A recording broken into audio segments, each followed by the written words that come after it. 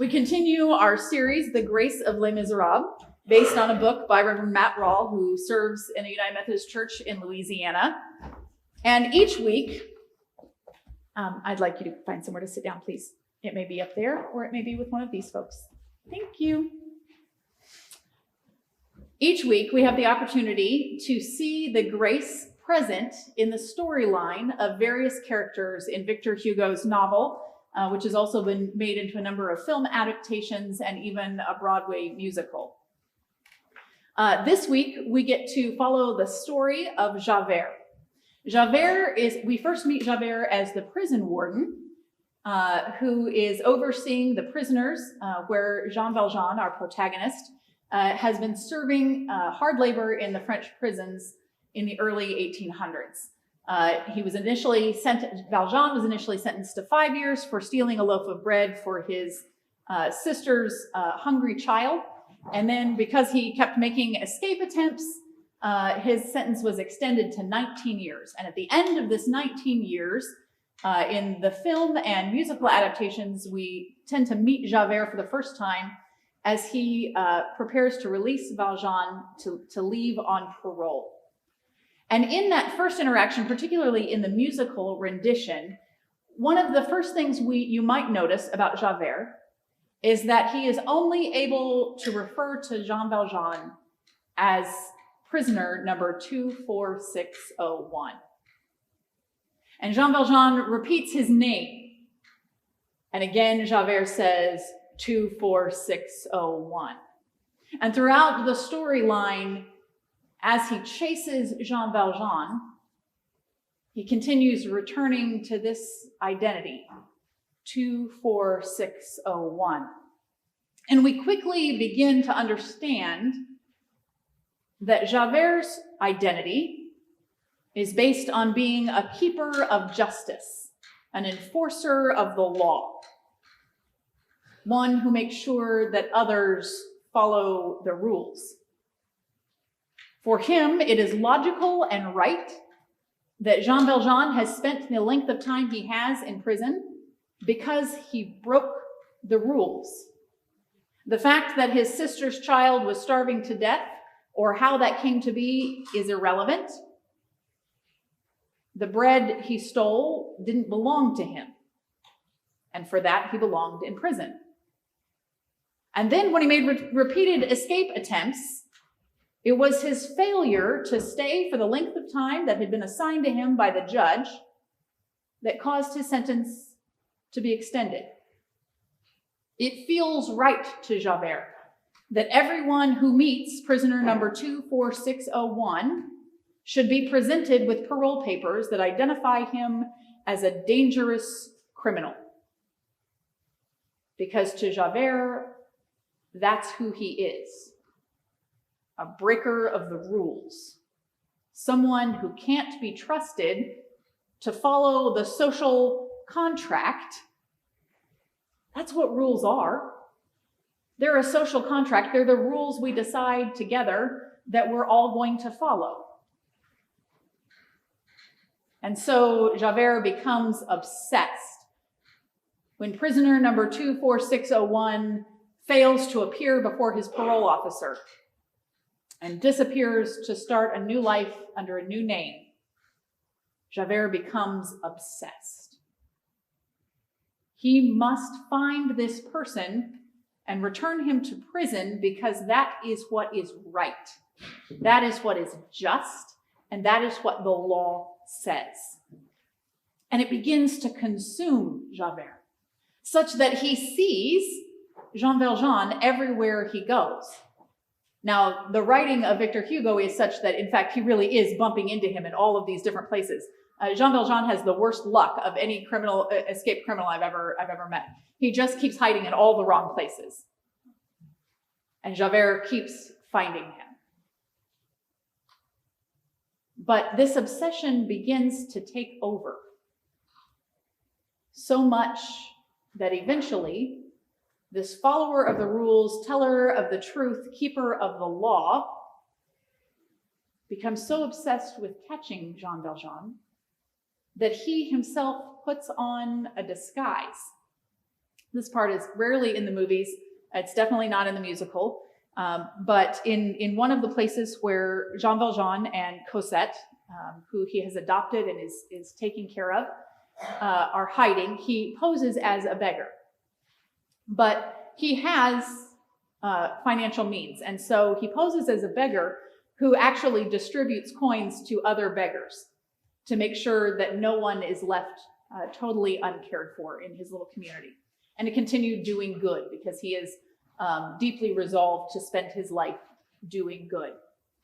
And so Javert dons a disguise and poses as another beggar and receives coins from Jean Valjean in disguise, and is able to identify him. And Jean Valjean then has to take Cosette and leave town again and go into hiding anew.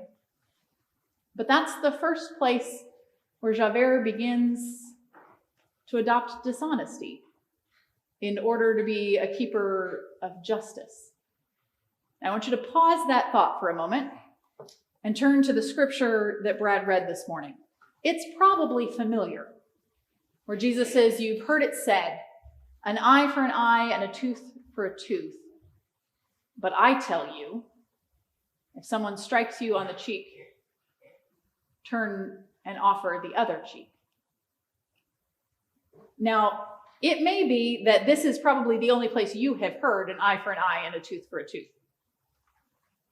But in actuality, it is in the Old Testament, and it actually predates the Old Testament. So in fact, this is one of those social rules that came into being in order to temper our human tendency towards constant escalation of violence and vengeance. I don't know if you have noticed this about humanity, but we have this tendency that when someone does something to us, we don't generally return in kind, but return in kind twofold or threefold or tenfold. We have this tendency that if you come over and steal one of my sheep, I'm going to come over and take your whole flock. And then because I came and took your whole flock, you're going to feel like that was out of proportion. And so you might come over and kill a member of my family. And because you came over and killed a member of my family, I might bring my whole tribe over and we might start an all-out war. And this kind of escalating violence upon violence is what an eye for an eye and a tooth for a tooth is meant to control, right? If they come over and steal one of your sheep, then that sheep should be replaced with one from their flock, but no more than that, right? It's meant to set a limit. It might be somewhat if I told my children that if your brother hits you once in the arm, you may hit him back once in the arm. You can't tackle him to the ground and beat him to a pulp, because that's the kind of escalation that we're sort of prone towards. And I would love to pretend that this is something that was just an ancient world problem. Except, have you ever read the comment section under a news story? People are incredibly creative with their ideas of how others should be punished for breaking the law in really grotesque and terrifying kinds of ways. I really wish some of that creativity could be channeled other ways. But we do have this sense that if someone hurts us, we have a desire to see them hurt on an even deeper level.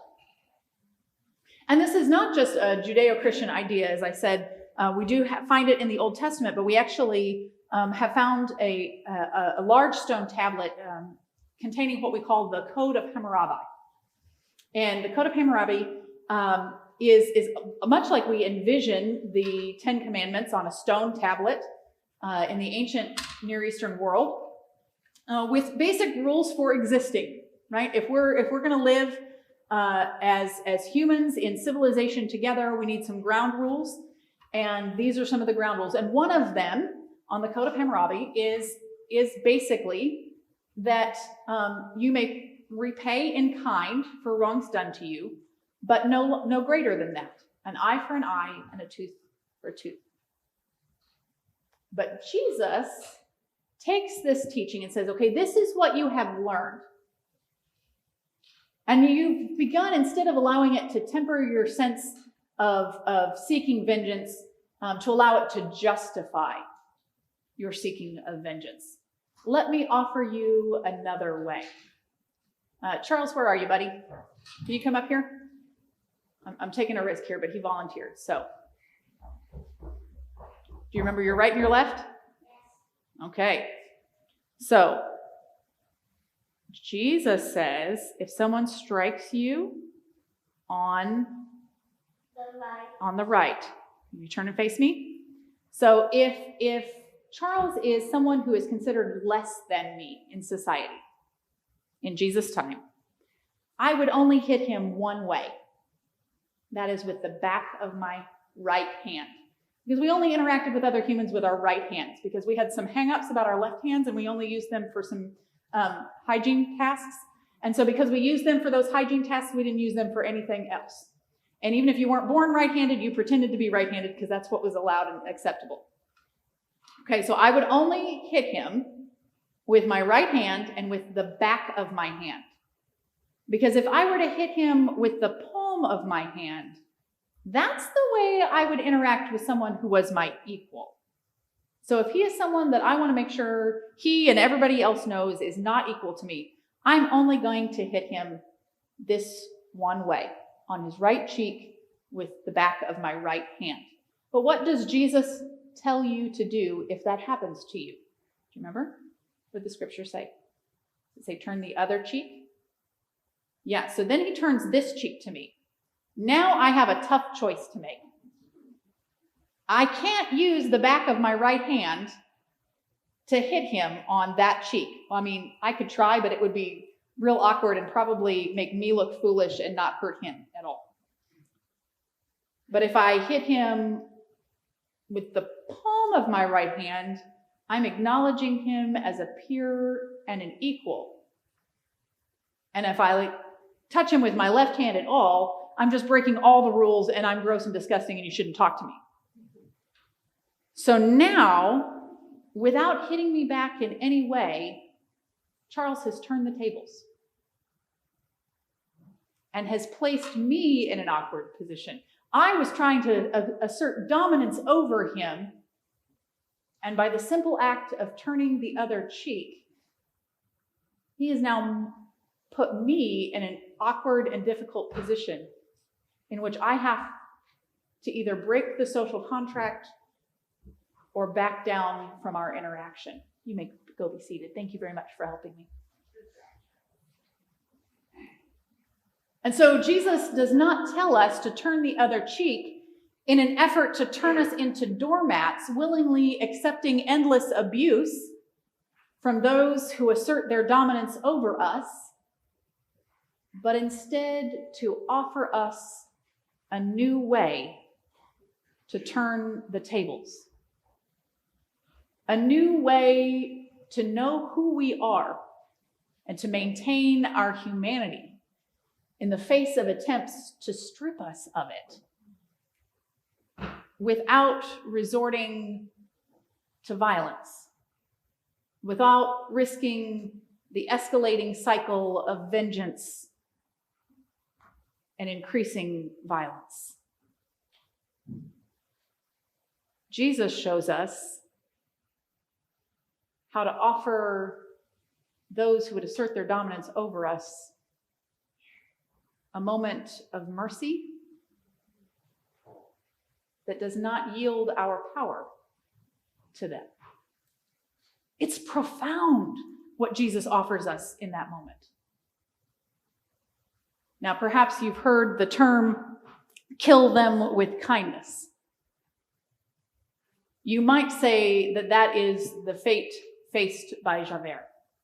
You see, as he continues the descent in Les Misérables of his obsession with seeing Jean Valjean return to prison, he has yet another idea, and that is to infiltrate those who are planning an uprising at the funeral of the governor. And so he dons yet another disguise, and this time, more than just walking around in disguise, he actively lies. And he begins to tell those who are staging the insurrection that he has news from the government army, and that he knows for a fact they will not attack until morning. Of course, his hope is to set them up for an absolute massacre so that the army can catch them off guard. But instead, somebody recognizes him. He's identified as a spy, tied up, and the plan is that at the end of the battle, not wasting any bullets ahead of time, at the end of the battle, whoever is the last one at the barricades is to kill Javert. And Jean Valjean volunteers for the task. We talked last week about how this is one of the moments in Jean Valjean's story arc in which he continues to be sanctified. He continues to choose the good, that God is remaking him in that moment.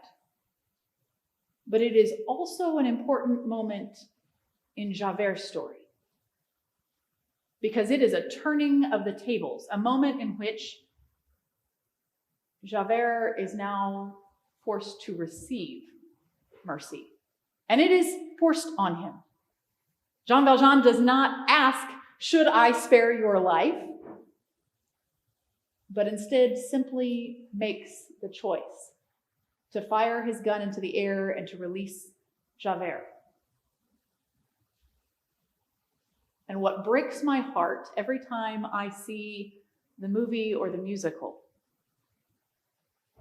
is Javert's inability to receive that mercy. It becomes his undoing. And unable to rectify with receiving mercy from the one he sought to put to justice, Javert chooses death. And every time, it breaks my heart, as if I've never seen it before and don't know how the story ends. And I wonder if that's not also a little piece of how God feels when time and time again, usually more figuratively than literally,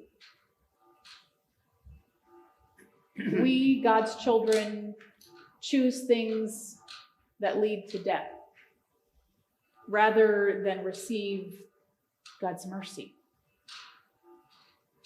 And I struggle every time I see it with why Javert can't just receive the mercy.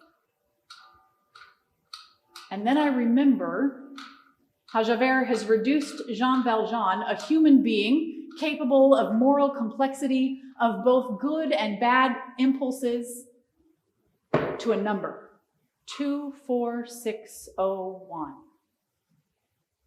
And I realize that over the course of Javert's story, he not only reduces Jean Valjean out of his full human complexity into nothing but a prisoner incapable of keeping the law,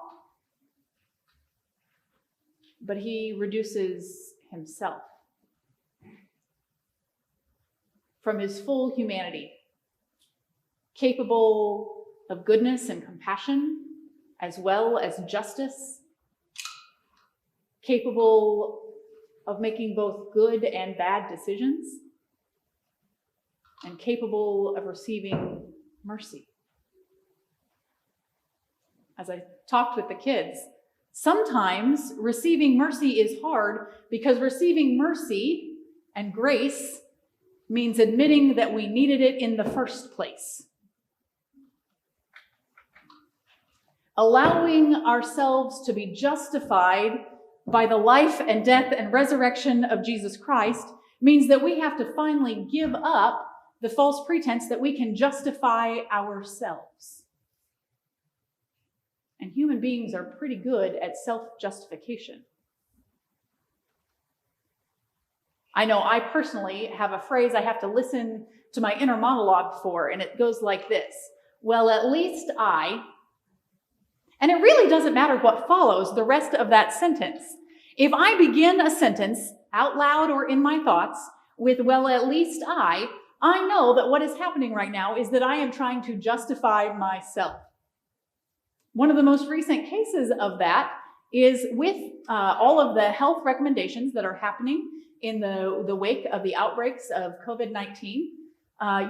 We've been hearing about proper hand washing technique and how long it should go and all of those kinds of things. And I have a confession to make to all of you. Usually, if there is no one who is incredibly ill in my household, or I haven't been doing something rather disgusting, I have not usually washed my hands for that length of time or with that kind of attention to detail. I am an avid hand washer, but we're talking like 7, 8, 9, 10 seconds maybe. A good little, lather all the surfaces, rinse it off, and be on your way. And so as these recommendations and images of how many germs linger after various levels of time were being shared with me, I heard that little tape begin in my own head. Well, at least I wash my hands. You know how many people leave the bathroom without actually washing their hands at all? Oh, there's that phrase. Well, at least. And instead, when I hear that, I have to remember it's okay to receive correction. It's okay to be reminded that for all of you, for my kids, for my mom, for others who are medically vulnerable, it's okay to be reminded of the right way to wash my hands and to do some self-correction. But doing that means I also have to admit that I may have put people at risk at other times when I wasn't. And that's hard to swallow. Not necessarily as hard to swallow as having your kids call you out in front of the whole congregation on occasionally using your volcano voice at home. But, that's reality. It was true. And I have to be forgiven by my kids for those moments. And that's hard when what I was yelling about was the fact that their behavior was in need of correction too, and I feel rather justified in having raised my voice. Except it's okay to receive correction and grace and mercy and a chance to make a different choice. This is what I hope Lent can be for you. An opportunity to receive the kind of grace and mercy that allows you to give up the voice of self-justification. Because I don't know about you, but I never feel very confident in my at least eyes. I never feel very sure that at least I is actually enough. And if I can let go of my self-justification and receive the justifying grace of Jesus Christ, then I don't need to question anymore. I can believe with my whole heart that I have been so loved by God that God would stop at nothing to restore me to right relationship, to offer me the grace and mercy I need in order to go out and make more just choices in the future. And for that, I give thanks to God. Amen.